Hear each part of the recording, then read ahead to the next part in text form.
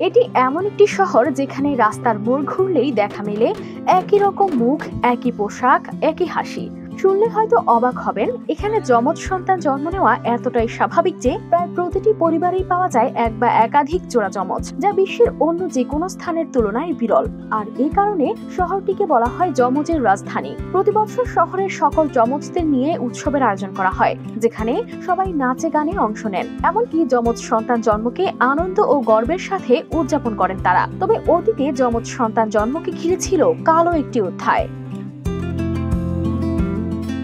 নাইজেরিয়ার দক্ষিণ পশ্চিমে লাগোস শহর থেকে প্রায় 100 কিলোমিটার দূরে অবস্থিত এই শহরের নাম ইগবো ওরা, যেখানে প্রতিটি পরিবারে রয়েছে এক বা একাধিক যমজ সদস্য। কেউ নবীন তো কেউ প্রবীণ। প্রায় 7 বছর ধরে যমজদের জন্য এই শহরে আয়োজন করা হয় ওয়ার্ল্ড টুইন্স ফেস্টিভ্যাল।